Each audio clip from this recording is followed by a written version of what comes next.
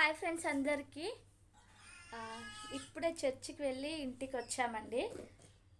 అయితే నేను మార్నింగ్ చర్చికి వెళ్తున్నా అని వీడియోస్ పెట్టినా కదా.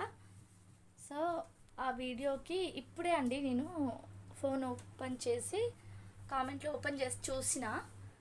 సో నాకు చాలా బాధ కలిగించింది ఒక మెసేజ్. సో తను అమ్మాయా అబ్బాయా లేకపోతే ఎవరో నాకు తెలియదు, కానీ ఒక కామెంట్ పెట్టిండండి. అది హాయ్ ఫ్రెండ్స్ నేను చర్చికి వెళ్తున్నా అనే వీడియోస్లో ఉంటుంది, కావాలంటే ఓపెన్ చేసి చూడండి.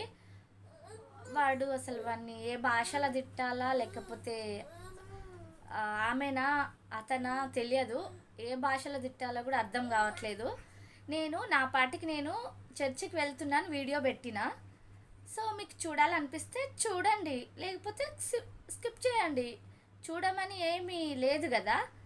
కానీ వాడు ఏం పెట్టిండంటే, సో ఇంకా నా నోట్తో నేను చెప్పానండి, ఎందుకంటే సో అది నాకు చెప్పడానికి కూడా నచ్చట్లేదు.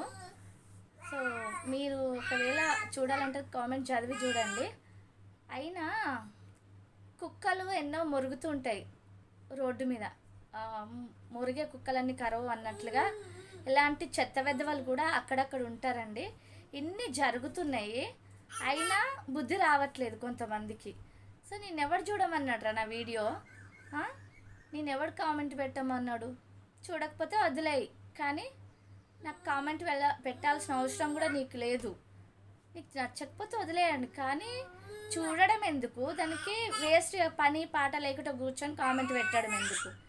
చాలా బాధ కలిగించిందండి ఆ కామెంట్ అయితే నాకు. నేను యూట్యూబ్ స్టార్ట్ చేసినప్పటి నుండి కూడా నాకు అలాంటి ఏం కామెంట్ రాలే. స్టార్టింగ్లో ఒకటి ఏదో వచ్చింది, కూడా ఒక చెత్త వెద పెడితే అప్పుడే సో చెప్పినా ఇంక అప్పటి నుండి ఎప్పుడు రాలేదు, మళ్ళీ ఇప్పుడు వచ్చిందండి. నేను ఒకటే చెప్తున్నా, మీకు ఏ వీడియోస్ అయినా నచ్చితే చూడండి. సో ముఖ్యంగా క్రైస్తవులు అంటే మీకు అంత చులకన అవసరం లేదు. మీకు నచ్చితే చూడండి, లేకపోతే లేదు. ఎవరిది వాళ్ళకి గొప్ప. కాబట్టి నేను చర్చికి వెళ్తున్నా అని పెడతా, నా ఇష్టం వచ్చినట్టు నేను వీడియో పెట్టుకుంటా. నేను ఎక్కడ కానీ నా వీడియోస్ అన్నీ చూడండి, ఎక్కడ కానీ అగౌరవంగా ఎక్కడ ఉండే నా వీడియోస్ గౌరవంగా ఉంటాయండి. సో నచ్చిన వాళ్ళు చూడండి, లేదా ఇలాంటి కామెంట్ ఇంకోసారి రిపీట్ అయిందనుకో బాగుండదు. అసలు వాడు చెత్త వెధవ.